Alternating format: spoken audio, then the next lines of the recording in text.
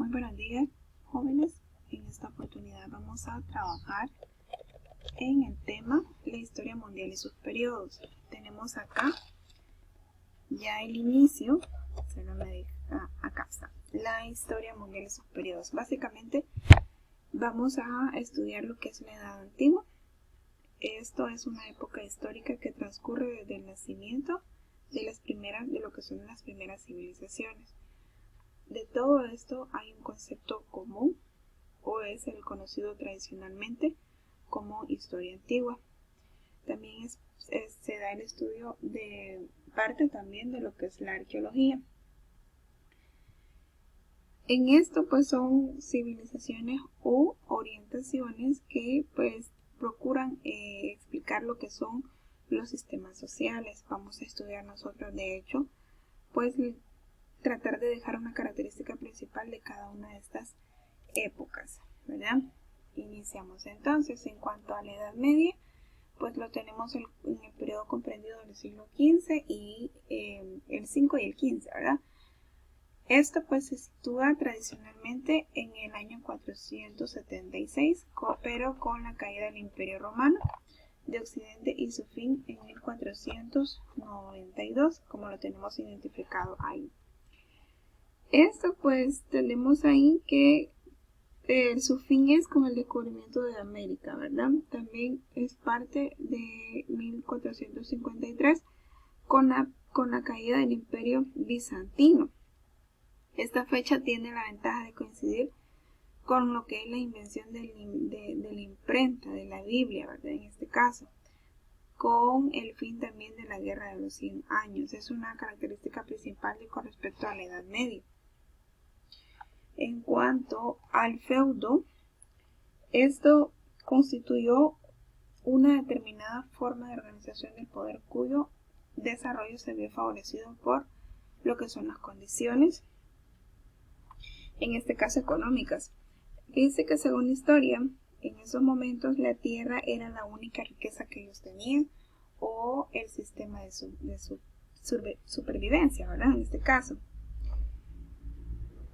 Muchas veces, en este caso, los propietarios al encomendarse a una persona más poderosa en esta experiencia de lo que es el feudo. Era como protección, no solamente como para ellos mismos, sino también para sus tierras. Ellos se encomendaban a una persona, en este caso, más poderosa, más eficiente, podemos decirlo así. El dueño de hecho daba su tierra en beneficio o como se diría luego como en feudo, ¿verdad? Esto era como en cuanto al feudo y su forma de organización económica. El régimen feudal en este caso, además de que era un sistema de tenencia de tierra y servicio personal, se generalizó en la mayor parte de lo que es Europa, tal cual lo tenemos ahí en la información destacada. El acto era mediante el cual una persona, fíjese bien, se convertía en vasallo y recibía un feudo, era solemne, es decir, ese puesto o ese lugar o esa asignación era por medio de un acto. El vasallo en este caso debía prestar el homenaje, se arrodillaba con la cabeza descubierta y sin armas, colocaba sus manos junto entre las manos del Señor, es decir, era como el acto para recibir este mandato. En cuanto a la iglesia en el sistema feudal, pues la iglesia de hecho recibió por donación y también como de forma de legado infinidad de tierras que estaban sujetas a ciertas obligaciones que eran por parte de los feudales. Aquí tenemos que los obispos y abades eran los que eran parte de la iglesia, al mismo tiempo debían ser ministros de lo que es la iglesia y se convirtieron en aquel entonces en vasallos, es decir, ellos pasaban por una serie de lineamientos o asignaciones y de esa forma es que ellos ascendían. Luego tenemos lo que es la sociedad feudal. En este caso era compuesto por lo que es unos grupos sociales, pero eran fijos, ellos estaban como los estados o estamentos, eran como la estratificación que estos tenían para representar a su sociedad.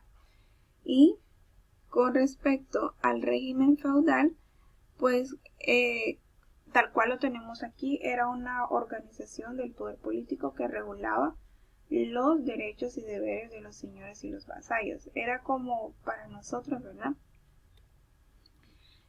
La Constitución de la República, el Código de Trabajo, ¿verdad? Son las cuestiones leyes establecidas para la sociedad. Entonces, en aquel entonces, pues para ellos era una forma también del poder político, una representación, en este caso, que ellos tenían para regular los derechos y los deberes de los señores y de los vasallos. En este caso, la base económica para ellos era la villa, era una organización del trabajo agrícola, de la vida de los campesinos y también, además de las relaciones entre estos y el señor de la villa. De hecho, la villa tuvo sus orígenes en lo que son las formas de explotación de los últimos tiempos del Imperio Romano y de lo que son las condiciones que se produjeron a raíz de las invasiones. Vemos nosotros de qué manera o con qué objetivo es que esto nace, ¿verdad? Y ahí ve usted, puede escuchar, que es lo que le he resumido brevemente, explicándole que la villa realmente nace en vista de la violación de los derechos humanos que existía según la historia desde este entonces, ¿verdad? Entonces vemos nosotros cierta comparación con lo que actualmente nosotros tenemos, vemos los antecedentes que también manejamos y nos damos cuenta que realmente es aquí donde existe la raíz, ¿verdad? Desde aquí es que ya se comienza a conocer la violación de derechos y la necesidad de crear organización o representación política para lo que es defender o regular los derechos y deberes de la población. En este caso, de este tema era referido a los señores y a los vasallos. Vemos entonces nosotros claramente lo que es la comparación, ¿verdad? La comparación y pues el estudio en este caso de lo que es la historia mundial y cada uno de sus periodos con la comparación de la actualidad, ¿verdad? Esto es entonces lo que tenemos como por tema la historia mundial y sus periodos.